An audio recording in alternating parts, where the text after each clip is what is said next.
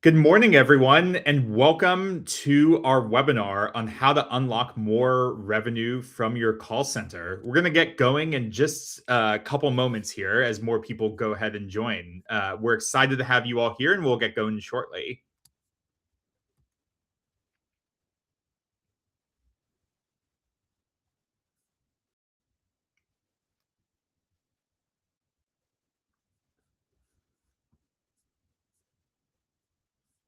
All right, let's go ahead and get started. Hey everyone, I'm Brandon, the COO of Netic. We're the AI revenue engine that helps essential services businesses unlock more revenue and better serve their customers across their business. Today, I'm really honored to be joined by Brandy Loudermilk, who is a deployment strategist here at Netic. She's been in the industry for the last several years, and today she's going to be giving you a behind the scenes look at how to grow more revenue from your call center. Brandy, welcome. Do you want to go ahead and introduce yourself and then we can dive in? Yeah, absolutely. So I'm Brandy Loudermilk. As Brandon said, uh, I've been in the trades for over 20 years. I started my career as a refrigeration mechanic in the United States Marine Corps. After that, I found an opportunity as a CXR in the home service world, where I was a CXR, a dispatcher, a marketer, running office, all of the different hats that you might have. And then I went on to have the opportunity to coach thousands of CXRs across the US, Australia, and Canada, helping teams grow, helping CXRs learn to overcome objections and how to maximize revenue. After that, I actually led a large scale call center operation for an aggregator. And from that opportunity, I was able to onboard Netic as Netic's very first customer, and saw the awesome things on how we can optimize call centers. Great. Well, yeah, very excited to have you here today. Let's go ahead and dive right in. So, a lot of the companies we work with see their call center as the nerve center of their entire operation. But for a lot of folks, it's pretty unoptimized. What are some of the top mistakes that you've seen call centers make in terms of leaving revenue on the table? Yeah, so there's a few things that I see consistently as I go into, business after business after business where I was able to notice like these like kind of trends of where revenue is getting left behind. And the first one to start out with is lack of visibility into what is your booking rate? What is truly your booking rate for your CXRs? And that's important because if you don't know your booking rate, you don't know how much revenue you're leaving on the table each day, each month, each year. The second mistake that I would see is not enforcing a standardized customer experience from your call center. So your customers don't have a delightful experience every time. And because it's not structured, you don't know if it's repeatable and you don't know if you can always keep the same booking rates. And then the third mistake that I see, and it's not really necessarily a mistake, but it is a missed opportunity. A lot of CXR managers have every intention of coaching their team, but at a point, it comes very hard to scale that and give that one-to-one coaching in real time. Got it. So let's start with the first mistake around booking rates. That's a metric that's often talked about in the industry. I'd love if you could break down how most people get it wrong. And then one other thing we were talking about as we prepped for this is that it's not just calculating your booking rate wrong. Most people don't actually use it to optimize their operation. So I'd love if you could walk us through that as well as recommendations you have on this. Yeah, absolutely. So the first part of that is, how do we calculate booking rate? There's two primary ways that I've seen as I go into different businesses. The one is the raw booking rate. And they're booking it that way because they don't have a real good visibility into what is a lead and what is not a lead. And so they're calculating it off of raw booking, which leaves a lot of area that you're blind and you don't know where you're losing opportunities or where you have operational inefficiencies. When you are able to get down and determine what is a lead and what is not a lead, I see a lot of inefficiencies around brands that will say, oh, this is how I categorize what a lead is. And then the next company I go to has a different definition of what is a lead.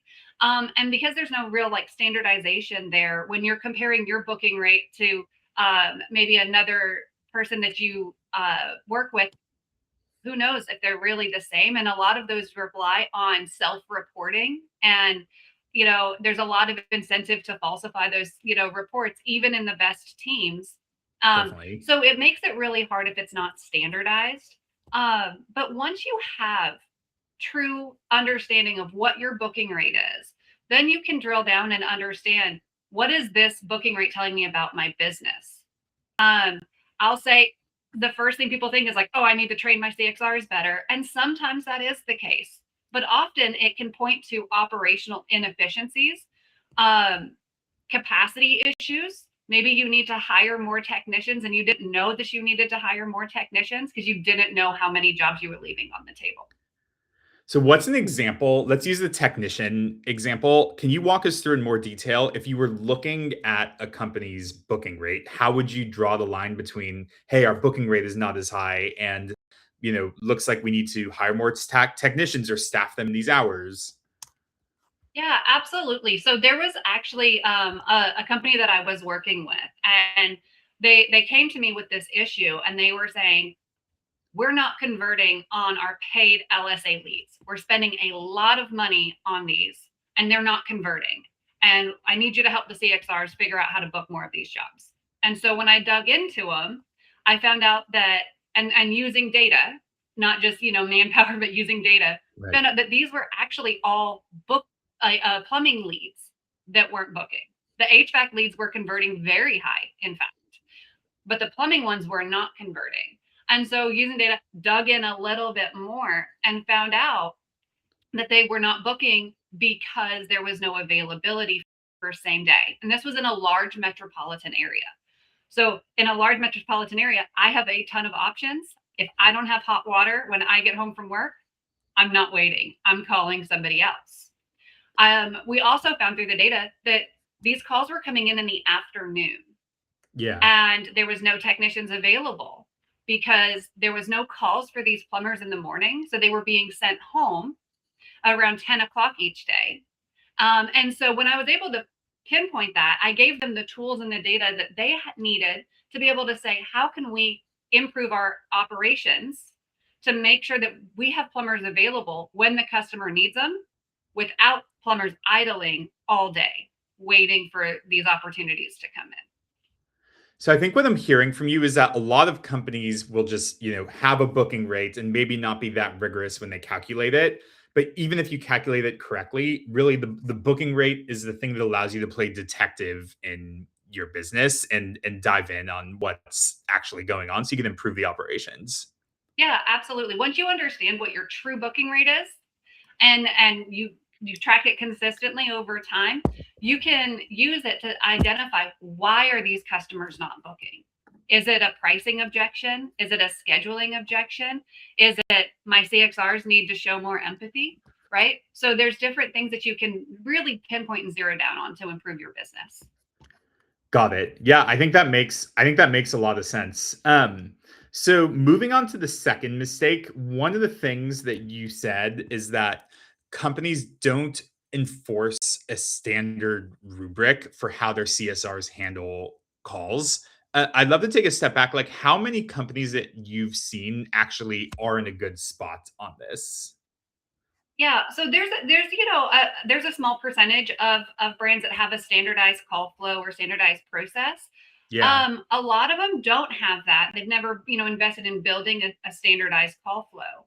But even the ones that do have a standardized call flow, how do you enforce it? How do you measure it? How do you track it?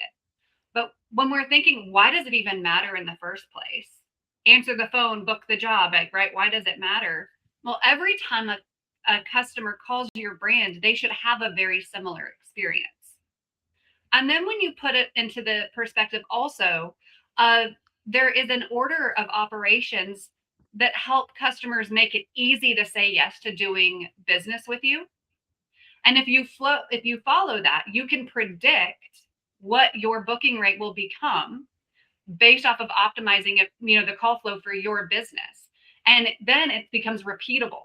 as you hire new team members, as you have turnover, you can quickly scale up to that higher booking percentage because you're following the correct order of operations. So let's imagine you just started running over a call center. You just started running a call center and you get to build it from scratch. What is Brandy's dream rubric? Like what should be in that rubric and what would you enforce? Yeah, absolutely. So, when I think about this, I think about how do I optimize booking percentages, especially on things like paid leads, because paid leads convert at the lowest. They don't know your brand. They don't know you. They have no brand loyalty. They're shopping around for the two things that matter most, right? Price and time. But we also have to remember that we're oftentimes going into these customers' homes. So what Mhm. else can we do to build value that helps them to feel like they picked the right company? So the first part of any call that I always say is connect with the customer. Empathy and reassurance that they called the right person, showing that you care. Um, what the next thing I would do is ask smart questions to make sure that you are understanding what the customer truly needs, not assuming based off of what the customer says that they need that you understand. Ask them, is your system working or are you looking for routine maintenance? Like ask some really good questions to dig in and understand what they need. After you ask the questions and you truly understand this customer's need, then anticipate any questions that they might have. Build value around the work that your company does. Talk about your pricing. Um, talk about the value that they're going to get from having one of your professionals in their home. And Mhm. you do all of that before you ask permission to book the job, before you ask. So you earn the right to ask for their business. Then you schedule the job and close out. You can upsell, you can cross sell at that point. So those are the types of things that I would put into like, a very easy rubric there. So I want to dig into some of this more. So when we say you need to connect and show empathy first, like what does that mean? And do people generally do this or do they get it wrong? This is honestly the when I coach CXRs, this was the hardest thing to get CXRs to show consistent improvement in. Um, and it's not that CXRs don't care, and I think that's a really important thing to point out. It's not that the CXRs don't care, but when you hear 100 calls a day of customers Right. with problems, you do get a little numb to it, right? But then also there's this other side of CXRs want to just help the customer, but the way that they do that sometimes doesn't come across the right way. When a customer calls in and says, "My water heater is flooding my home," the most common response that I would hear, and I heard this on thousands of calls, have we ever been to your home before? And like, Hmm. how would that make you feel if that's the first Not response? definitely not great. Not great, right? You're like, Yeah. why does it matter if you've been here before? Can you help me with this? Instead, like an empathetic response of like, I'm so sorry you're dealing with that. I know that this is stressful. You called the right place. I'm going to help you get this taken care of. A response like that says, I care about you. I understand this isn't a good situation, but we're going to get you taken care of. And so that's what I often see CXRs struggling with is that empathy in the front end and really connecting with customers. Hmm. CXRs are also often multitasking and they're Right. bouncing around from different things. And because they're on so many different platforms and because they're trying to juggle so many different things, oftentimes they rush through that phone call when they really, really want to spend more time and they would like to spend more time connecting with the customer, but they just don't have the opportunity to. I mean, I also think that's one of the powers that AI can help bring into a call center is if you have AI that's helping you field these inbound leads and engaging with them, you can tell the AI how exactly you want it to be empathetic over time, and it'll be pretty consistent throughout. Absolutely. Absolutely. So we've talked Another about area, oh, sorry. no, I was just go going to ahead. say one more area that I see CXR struggle, just I love to touch on, Yeah. is objection handling. Um, Objection handling is really challenging. They need to be trained on how to frame answers that build customers' trust and that help them move towards a resolution of actually booking the job. And those objection can be as simple as something like, I want to cancel my appointment and saying, would you like to reschedule instead? Or they could be even more in depth. One thing I see often, and it's like the number one objection handling response that I hear when a customer gives an objection, is around pricing. Can you give me a Mhm. ballpark price, or what is this capacitor going to Yeah. cost? Which is And then understandable that they want that. yeah, they just want to understand because they don't know. Like, am I thinking $500? Am I thinking $2,000? I have no idea as a customer what what price range to put these home repairs into. But when we look at what is the number one thing that I hear CXR saying back to a customer when they say, can I get a ballpark price? It's, we don't have pricing in the office. And that response kills trust Yeah. because even if the CXR doesn't actually have access to pricing, the homeowner's not going to believe it. Yeah. It makes them feel probably uninformed, like they're just trying to pull the rug over to book the job. Exactly. So Exactly. So it doesn't leave a good trust feeling. how do you handle that? Yeah, so the way that I would handle that typically, or what I would like coach or teach, is to really frame it around, hey, Brandon, your HVAC system is very complex. And although it might very well only be the capacitor, because your system is all interconnected, we want to make sure that we're giving you the best options and the correct diagnosis for your system so that you get it fixed right the first time. The best way to do that is to have one of our professionals come out, do an evaluation, and then discuss with you the options and recommendations for repair. Yeah, that's really great advice on pricing. Um, I'm curious, so do you have any advice around upsell or cross sell too on how to handle that? Yeah, absolutely, absolutely. One thing that I see often, I love a few different approaches. Each brand has like different things that they like. But if Right. I'm on a call, I should be mentioning if we have a membership. That should be talked about on the call, whether I'm trying to sell it or whether I'm just trying to let the customer know so that the technician can go in and sell it. And planting, just like a few little sprinkles around it, like, hey, be aware of this. The other thing is cross selling. If we're multi trade, if we do HVAC and plumbing, or we do plumbing and electric, on every call, I should be offering some sort of a cross promotion, Right. or at least letting the customer know that we offer these additional services so that we're top of mind if that customer ever needs it. How do you do that artfully? So if someone is looking to go book a job and they have something, or get help and they have something going on, how do you, without seeming too salesy, try to raise that other service you offer? Amazing. Yeah. So one way that I would do that, Brandon, is, I've got you all booked. You're all good. Maybe you booked a plumbing job. And I would say, hey, Brandon, while I have you on the phone, can I ask, when was the last time you had your air conditioner looked at? We're getting, ready to go into peak season. Just wanted to check and see when the last time. And if you say, yeah, I can't even remember. Oh, well, in that case, since you booked in our plumbing department, you qualify for a tune up for only, that's normally X dollars for only this. Yeah. I can have somebody out there as soon as tomorrow. Would you like me to go ahead and book that for you? Make it easy to say yes. Yeah, I like that. So it's much more consultative. Exactly, versus just straight sales. Awesome. Anything else you want to add on the rubric point? This feels just this feels just very important when you're talking to a potential customer. So anything else you want to add? If not, we can move on to the final mistake that you've seen folks make. Yeah, I would just say like having a standardized process is makes it so it's repeatable. And if you have a repeatable process, you can predict your results. Like that's like kind of the big takeaway there. It doesn't always, your call flow doesn't have to sound exactly like the call flow for the shop that's down the street, Right. but it should be something that that you can repeat and train into all of your CXRs. Got it. So the final point is you've got your booking rates established and you're getting visibility. You have your rubric, but how do you go and figure out, okay, is my team following this rubric and are you coaching them at scale? Right? There's only so many hours in the day to go listen to a ton of calls, etc. That's a really really great one.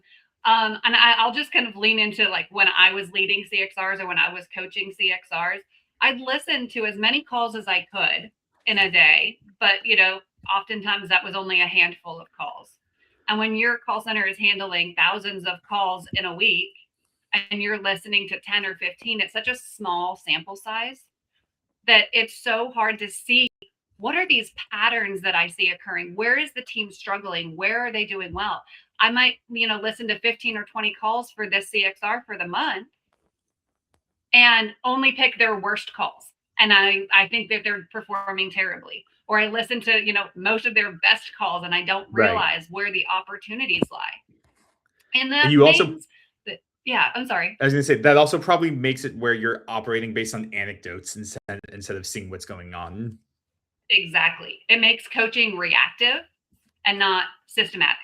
I'm reacting to, I heard this in a call. Well, maybe that was the only call that ever happened and they had already course corrected versus, being able to see what is happening over time. And that's just really difficult to scale when you're trying to coach, and especially as your team grows and your areas of Right. responsibility grow. And what we often see, and this is what I saw when I was consulting all the time, in the shoulder season, there was a lot of coaching, there was a lot of nitpicking, there was a lot of micromanaging. And then, second that peak season hit, all of that stopped. And because nobody was watching, shortcuts started happening. And then when your peak season ends and you re-enter into shoulder season, your CXRs stopped doing all of the things that you trained them to do in the shoulder season to win jobs, and their booking rates plummet. And they are like, oh, got to go back to doing the basics. And then they spend the next 3 months redoing that. And it's this endless cycle instead of having visibility across the board. Yeah, I mean, even the most well-intentioned, highly trained CSR, just like anyone else in any role, needs constant coaching and reinforcement. And Exactly. there's probably another dynamic here too, which is if you don't have full quick visibility into how calls are going, you probably can't. There's probably some leads where you feel like you could have booked the job if only they had said this one thing. By the time you listen to the call, it's too late. Yes, exactly. I actually have a story from when I was a CXR and Mhm. I went to listen to a call and it was 3 days later. And this Yeah. customer was asking for indoor air quality products. And my colleague didn't understand they needed. And we're like, well, we'll just come out and quote you brand new systems. And he's like, we have dust, we have allergies, we have all of these things. And he's like, but the systems are brand new. I don't want those. And it was back and forth. And what he was asking for were very expensive, steam humidifiers, very expensive Right. UV lighting, very expensive filtering, like $10,000 job because he had multiple systems lost because she didn't understand and I didn't find it fast enough. And that one like really sits with me. Yeah, It's that's it's rough. been 15 years, but I still think about that Mm. call. Yeah. Well, that's a good transition. So at Netic, one thing we're pretty excited about is that we've recently enabled AI-driven call scoring in all of our customers' accounts. And now, even if you're not a full Netic customer, you can actually use our call scoring product, which we call Evaluate, as a standalone system, which can really help with a lot of this. And so, Brandy, do you want to show us an overview of Netic's Evaluate product, just so whether you're an existing Netic customer or considering checking us out, you can see how you can really use it to help address a lot of the things that Brandy was talking about. Yeah, absolutely. So this is our call scoring product. And when we look at this, the first thing that I want to draw eyes to is like you can see what is your total call volume, what's coming inbound, um, how many leads are you? And leads are defined by intent to book. So that customer who has an intent to book when they call is considered a lead. And then what is the conversion rate or what is that booking rate? So you can see those as well as your team's compliance to your standard rubric all in one snapshot. The second thing I want you to really see is this needs review section. These are jobs that were not booked, surfaced instantly. So you can go and rechase them down and go in and book them. So in this example, this customer was calling about purchasing a backup generator, high value job. And they wanted a Thursday evening appointment, but there was no time available. And so instead of the CXR fighting to find a way to get this customer on, they just said, okay, well, call us back when you have a better time. And that we surface this so another CXR can go in and say, yes, we can actually be there on Thursday afternoon and book this job and save that. The other thing is that it shows you your CXR leaderboard. So it can show you who are your top performers as in booking rate, as well as who has the most jobs booked out of your team. And then you can drill into individual CXR's performance. So you can see how Kennedy is performing across all of these things, as well as coaching tips for your next one-to-one, so that you can say, hey, Kennedy, you're overall doing quite well, but here's a couple of areas that we can work on. Let's make sure that we are telling customers at the time of service that, that the payment is due at the time of service. Let's work and practice some empathy together. And it gives you like a real good framework based off of all of their calls over the period of time, so that you can see and track trends and you can see improvement based off of coaching. Awesome.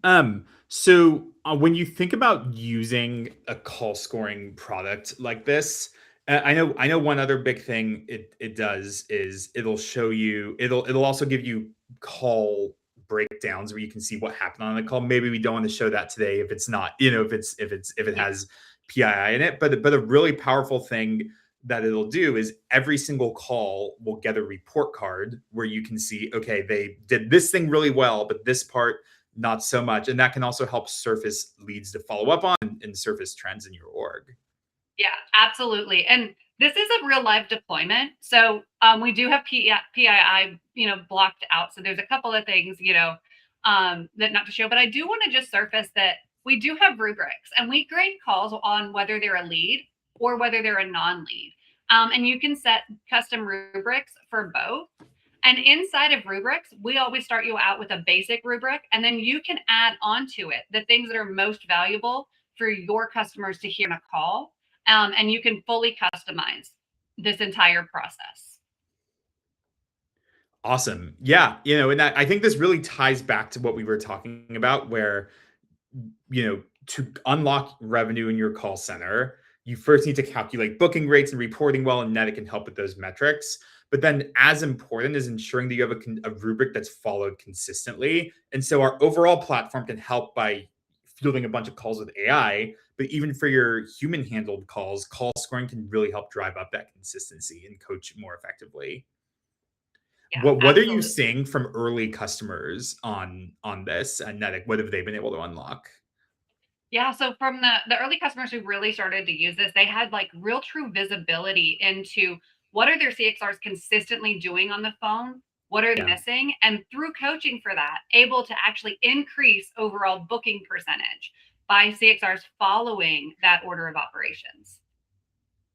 Awesome. And so one thing we're really excited about is even if you're a Netic customer, you already have call scoring enabled in your account, and we can help you get up to speed on that. But if you're not a Netic customer and you're evaluating the full platform, you would get call scoring. But if you only want to use call scoring, now any company with a call center team can sign up and use this. And one thing we want to do for the folks who are attending this webinar is if you go to our website, and we'll send the link out afterward, you can get 20% off through the end of the month on call scoring if you use the discount code Brandy20. That's Brandy20. And we'll also send that in our follow-up email after this. So we think this can be a very powerful way for you to start improving the revenue conversion rates and capture inside your call center. Any other things you want to add, Brandy, before we turn it over to Q&A? And for those of you who are, attending, feel free to drop Q&A inside the chat and we'll respond to them. Yeah. I would just say that, the first thing is as you start listening to your calls and any leaders who listen to calls, they're going to find opportunities, they'll find gaps quickly. Mhm. But the teams that win and the teams that I've seen consistently get better and increase, they look at their call and they treat it like it's a revenue engine versus just a Yeah. cost center. And so that's something that I always look at. It's like, how can we reframe the thinking from a cost center into a revenue engine? Yeah, I agree with that, and I think that many times people invest so much in marketing, but then they leave a lot of revenue on the table in terms of converting those leads. So as folks start to send some questions in, I wanted to start with one that we hear often, which is, so if you are auditing a call center, we've talked about these three mistakes. What's the very first thing that you tend to look at if you're brand new to a call center? What's the first question Yeah. you ask? So the first question that I ask is, how do you think about leads versus non-leads? How do you calculate that? What is your source of truth for your data? And so that I can understand kind of their thought process and their thinking. Like that's where I start with is, how do you calculate it? How are you measuring it? How are you tracking it? Yeah, I think so. And then I think that from there, then that makes it easy to diagnose. All right, what's their true booking rate, and then go from there. Absolutely. Huh.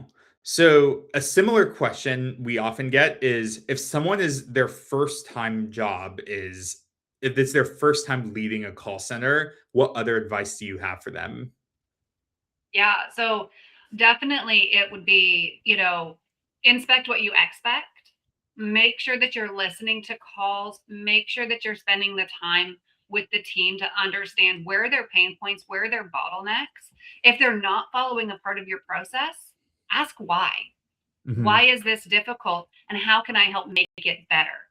And what I found is that 99% of the time, it's not that the CXRs don't want to be helpful. It's not that they don't want to do it, but they're just so overburdened with all of the different plates that they have to keep spinning that they skip some steps to try to make up some ground.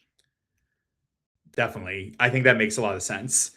One question we got is, what upcoming product or feature are you most excited about? Can be CSR related or not. I'll take the first pass on this, and then Brandy would love to get your take. For me, there are two things. So one of the things at Netic is the anytime we talk to you about features like call scoring, etc., these are things that are already live for Netic customers. And so the first thing I'm excited about is how we're going to continue the call scoring evolve to make not just the AI powerful, but also make humans more effective as well. So definitely excited to see that. And then the second thing is, we have lots of exciting developments in our marketing capabilities planned to help generate more demand. Brandy, anything you want to add there? I would add just we always talk about speed to lead on our larger platform. We talk about how important it is to be the first. One of the things that we are launching here very soon is outbound calling for that speed to lead product. Yeah, we're pretty excited about that as well. Mhm.